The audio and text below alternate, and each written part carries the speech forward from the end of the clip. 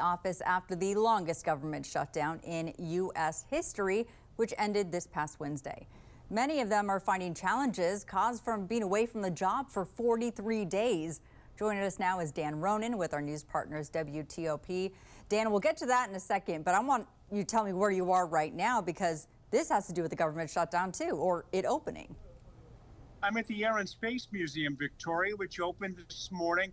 A lot of happy people here today inside the museum. I actually have been talking to a lot of folks, including a couple from Eden, Minnesota, who are here with 34 high school seniors on their capstone trip.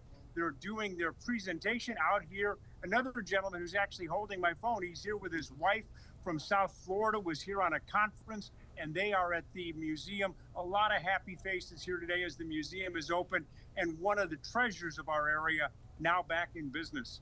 I love that you're getting some help with our live talk back. I do appreciate that, so tell them thank you for me. Let's get into the federal employees coming back to work. WTOP has spoke to a range of people, many emotions there. What was the general feeling about the shutdown ending? A sense of relief, but also a sense of, oh boy, what am I getting myself into? One guy was telling me about how he had more than 600 emails stacked up in his inbox. Many of them were time sensitive, and he was slogging his way through them yesterday in terms of just trying to get through them all. Another lady said she had several hundred. She managed to go through all of them, answer every one of them, she said, by about 2 o'clock in the afternoon. I think most people are relieved. Most people were sort of wondering why it happened, why the Republicans and the Democrats couldn't get together and get this thing done sooner. But I think all of them are happy to be back at work because they believe that their work has value and they're doing something important for the American people. So they're happy. Some of them are questioning when they're going to get their paychecks.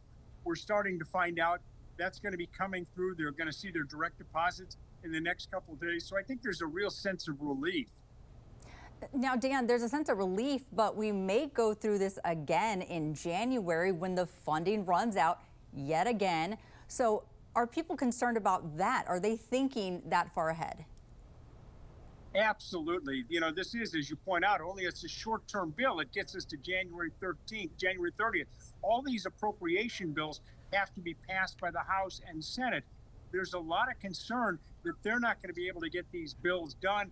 They're going to have to do another short term, and we could be right in the end of January, early February, right in the thick of winter. We could be right in this again. So there is a lot of concern, and I think some people are maybe thinking about doing some preparations, getting to the grocery store, getting, stockpiles of pork and beans, if you will, be ready in case this does happen again, because there's no guarantees.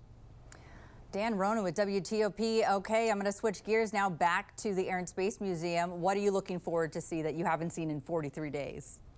Well, I love the lunar module. I'm an Apollo guy. I love the lunar module. If I get a couple of minutes, I'm going to run upstairs because I also love the Wright brothers exhibit of the first aircraft that was ever flown. To think that we went in 65 years from the Apollo lunar module, the moon lander, and the Wright brothers in a period of 65 years. Every time I walk in here as someone who's involved in aviation, I get chills thinking of how much progress we made in such a short period of time.